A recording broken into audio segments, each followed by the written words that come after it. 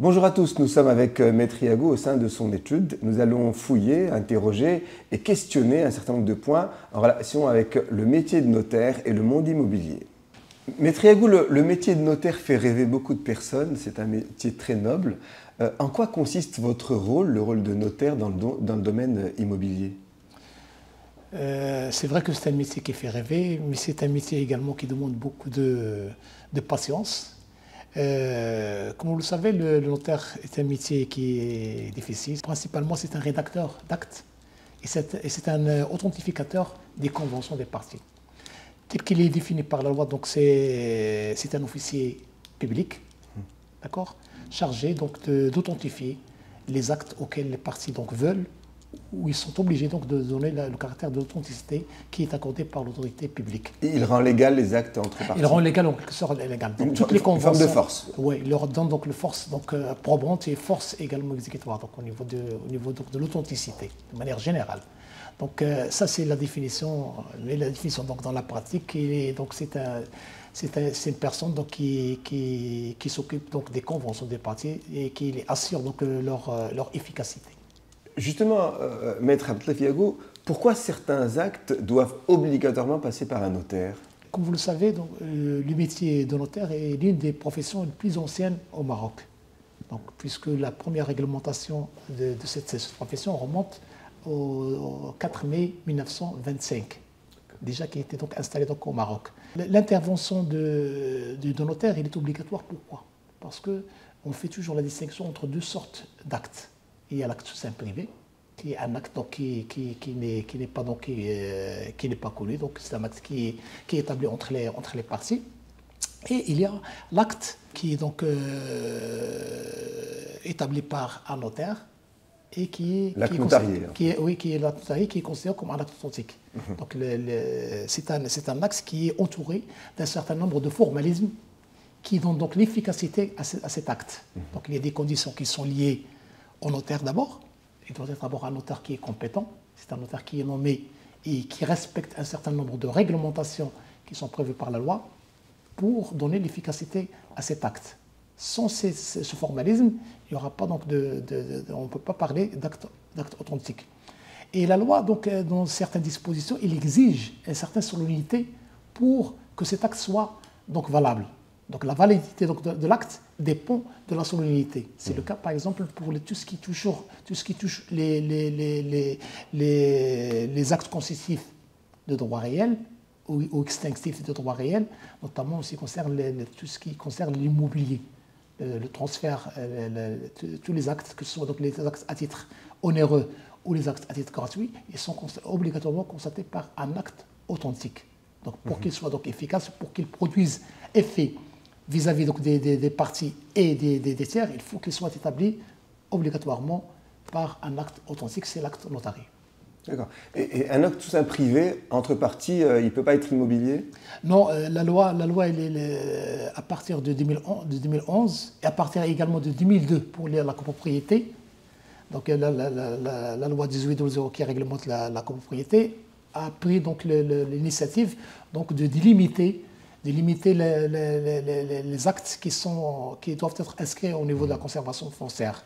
Donc, et la loi, en 2011, la loi sur les droits réels a rendu obligatoire donc, le recours aux actes notariés, et de manière générale les actes authentiques, parce qu'il n'y a pas que les notaires qui reçoivent les actes authentiques, mais même les jugements qui sont prévus par la loi en matière donc, des tribunaux, et ils sont également, ils revêtent le même caractère d'authenticité qui sont entourés par et qui est réglementé par les deux OC. Justement, Maître Yago Abdelaf, avec plus de précision, quelle différence faites-vous, ou peut-on faire en tout cas, entre un acte sous seing privé et un acte notarié? Ouais. L'acte sous seing privé est un acte qui peut être établi par toute personne. Un acte notarié, c'est un acte qui est établi par un notaire qui a la qualité de notaire, qui est compétent, c'est-à-dire qu'il est nommé par arrêt du chef du gouvernement et qui remplit les conditions requises par la loi. C'est-à-dire les conditions qui sont requises par la loi 3209 qui réglemente la profession et également les conditions qui sont requises par les articles 418 et 419 donc, du DOC. Donc il faut remplir un certain nombre de conditions. Au niveau de leur efficacité, c'est que... Et au niveau de leur valeur juridique, justement. La valeur juridique, c'est la valeur probante. Parce qu'il y a un notaire qui authentifie. C'est lui, ce notaire, d'abord, le métier de lui est caractérisé par l'indépendance, par l'impartialité et par la sécurité de la transaction. Donc il fait foi, c'est un acte qui fait foi jusqu'à preuve du contraire. Et il ne peut être attaqué que par le faux. Alors qu'un acte sous seing privé, c'est un acte sous seing privé, il peut être attaqué par tous les moyens légaux qui sont prévus par la loi, donc sans être obligé d'aller vers le faux. Et c'est un gage de garantie. C'est un gage de garantie, bien sûr. C'est un gage de garantie, parce que normalement, le notaire, il protège les parties. Donc les parties qui sont devant lui, en raison de son indépendance et en raison de son impartialité, et puisqu'il est nommé par le gouvernement, donc il est chargé donc, de réaliser l'équilibre juridique entre les parties.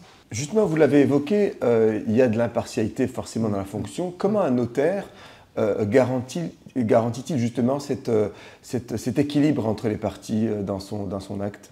Bien sûr, d'ailleurs c'est une obligation légale. D'accord ? Parce que parmi les conditions de l'impartialité, c'est que le notaire, il doit recevoir donc, les gens sur un pied d'égalité et il doit réaliser l'équilibre. La loi a même prévu donc, la protection de certaines personnes qui sont vulnérables. C'est le cas, par exemple, des illettrés ou des personnes qui ne savent pas signer.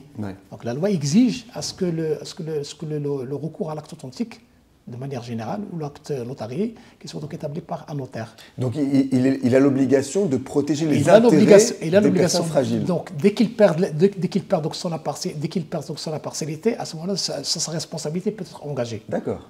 Donc c'est le risque. Donc, civil, pénal? Oui, c'est des pénals, c'est du disciplinaire, c'est du civil également. Okay. Donc il est obligé d'être impartial et de traiter les gens sur un pied d'égalité et d'essayer, donc, parce que le notaire, il ne peut pas faire n'importe quoi.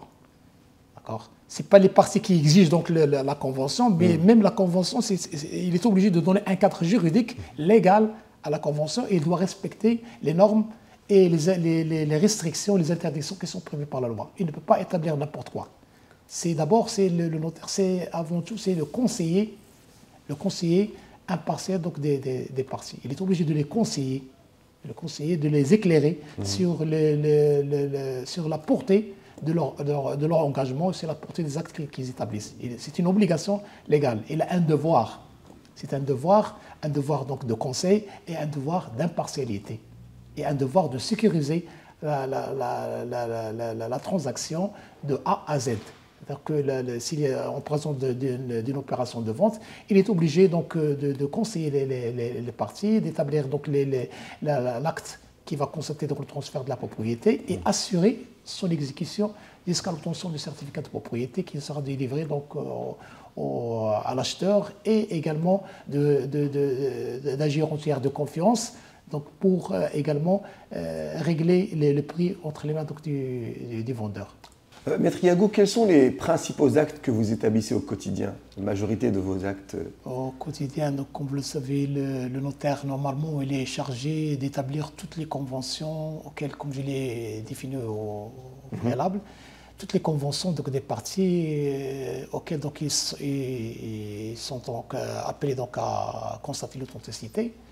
Mais dans la pratique, le quotidien des notaires, c'est les actes qui constatent normalement les procurations, les promesses de vente, les ventes, que ce soit l'immobilier de manière générale. Donc, puisque actuellement, d'après les statistiques, c'est des statistiques de l'Agence de la conservation foncière, il y a plus que 80% donc, des opérations qui sont passées à l'échelon national, ils sont donc établis par le notaire. Entre compromis et actes de vente. Les compromis, les ventes immobilières, que ce soit les ventes de fonds de commerce, que ce soit les cessions de parts, les constitutions, les augmentations de capital, les apports, donc de manière générale. Mais le quotidien, c'est plutôt l'immobilier. Et ça devrait augmenter avec la loi qui impose à ce qu'on passe par le notaire? Bien sûr.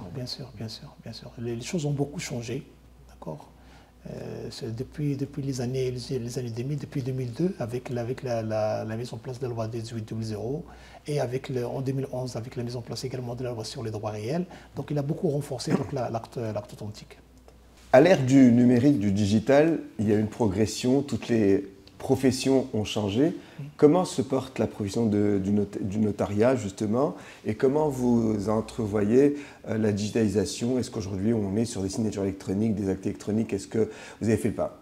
Oui, c'est vrai que cette révolution numérique n'a épargné aucune profession. Et je pense que la profession notariale était pionnière en matière de transition digitale, puisqu'elle est la première profession à avoir mis en place un système d'information qui permet d'abord l'échange entre les notaires et les différentes administrations et les banques, et notamment la DGI et la Trésorerie générale des Royaumes, le ministère de la Justice, les tribunaux, et également la CDG, qui est donc le principal partenaire de la profession, et les autres donc, partenaires qui sont également. Actuellement, les usines notariales sont équipés au matériel, donc ils sont à la page. Je pense qu'ils sont à la page. Et dernièrement, donc, la profession s'est dotée également d'une plateforme de signature électronique. Donc ils sont les premiers, je pense, les premiers qui ont initié donc l'échange avec la conservation foncière, puisque l'échange est devenu totalement digital. Avant, on est passé donc du physique vers le digital, que ce soit donc au niveau des inscriptions, que ce soit au niveau du paiement des droits, que ce soit au niveau du retrait des certificats de propriété. C'est également le cas avec la DGI la DGI et la Trésorerie générale des Royaumes pour l'obtention de l'attestation de paiement, et également le Conseil national de l'ordre des notaires. Et il est doté d'une autre plateforme qui lui permet également qui permet aux notaires de signer électroniquement des actes, que ce soit donc en présentiel, que ce soit à distance, avec l'événement du Covid. Et ça a accéléré les choses, et actuellement donc C'est une gain de temps, maître? Bien sûr, c'est une gain de temps, parce que normalement les notaires, les collaborateurs, ils étaient obligés de se déplacer à l'échelon national. Actuellement, ils ne se déplacent plus. D'accord. Donc c'est le gain de temps, c'est la rapidité, c'est l'efficacité également. Et c'est écologique aussi. Bien sûr, c'est écologique, parce que l'avant, on était confronté donc à l'administration, aux désagréments qui étaient causés donc par la perte de documents, ou tout simplement des dossiers qui étaient égarés. Actuellement, donc les gens n'ont plus, les collaborateurs, ils se concentraient sur autre chose que l'accomplissement des formalités. Donc avec la DGI également, l'enregistrement se fait, on a un clic. Donc alors qu'avant, les notaires étaient obligés d'attendre parfois 25 jours, rien que pour payer les droits de l'enregistrement. Alors que maintenant, on le fait, donc on a un laps de temps, donc on peut enregistrer, on peut effectuer une opération. Si les choses sont donc se trouvent ruinées, une opération peut se passer en 2 jours. En 2 jours, 3 jours maximum, s'il y a un dossier qui est un gros dossier. Mais s'il y a donc par exemple, une simple opération d'une main levée d'hypothèque, on peut le faire même en une journée. Justement, vous avez évoqué les intérêts, les bénéfices qu'a gagné le corps notarial au niveau de la digitalisation. Quel est le bénéfice maintenant sur le plan des usagers, des administrés? Le gain de temps, ce n'est pas uniquement pour les notaires. Quand il y a un gain de temps pour le notaire, c'est le gain également pour les... En termes de consultation peut-être, en termes de croisement de données. Bien sûr, même au niveau de la consultation, alors on est obligé de se déplacer pour consulter le dossier. Actuellement, donc, les notaires, ils peuvent donc consulter le dossier digitalement. Donc on a un clic, donc vous pouvez avoir donc les informations, vous pouvez vous assurer, parce qu'avant, on était confronté donc au problème de spoliation, au problème donc de vérification de l'identité. Actuellement, les usines notariales sont dotées d'une plateforme qui les lie à la DGSN, donc, qui leur permet donc pour les cartes d'identité électroniques, permet donc d'authentifier donc les personnes et d'authentifier donc la véracité donc des cartes d'identité nationale. Avant, ce n'était pas possible. Avec la conservation foncière, on peut également avoir accès donc, au numéro d'identité des personnes. Avant, on n'était pas. Donc ça permet donc de confronter, d'échanger les données. Donc il y a un vrai recoupement qui peut être fait sur beaucoup d'administrations. Bien sûr. Et puis surtout pour le contrôle également des transactions immobilières. Bien sûr. Même avec la DGI, donc ça permet un échange, donc ça permet un contrôle au quotidien. Donc c'est une bonne chose. On essaie donc, on souhaite également qu'il y ait plus d'amélioration, plus donc de bases de données. Une fois que la base de données de la conservation foncière sera donc fiable à 100%, ça sera donc une bonne chose puisqu'on n'aura plus recours aux dossiers physiques. Et même au niveau des études notariales, actuellement, ils sont donc dotés de moyens qui leur permettent donc de scanner, d'archiver électroniquement les actes. On espère également qu'on arrive un jour à avoir donc une date limite pour les archives physiques et authentifier également les actes qui sont donc digitales, qui sont donc transformés en numérique. Maître Yago Abdeltef, merci beaucoup de nous avoir reçus au sein de votre étude et puis surtout merci d'avoir répondu à nos questions pour éclairer l'usager. Merci à vous. C'est un plaisir, c'est un moment donc, qui me permet donc de parler d'une profession noble, de parler de cette profession qui a beaucoup fait pour la société marocaine. On espère bien donc, que l'avenir sera pour les jeunes qui viendront également renforcer cette profession et donner de leur connaissances, se former et s'informer pour mieux gérer cette profession. Merci d'avoir été avec nous. Nous avons eu des réponses intéressantes, précises également sur le monde de l'immobilier et le métier de notariat. À la prochaine.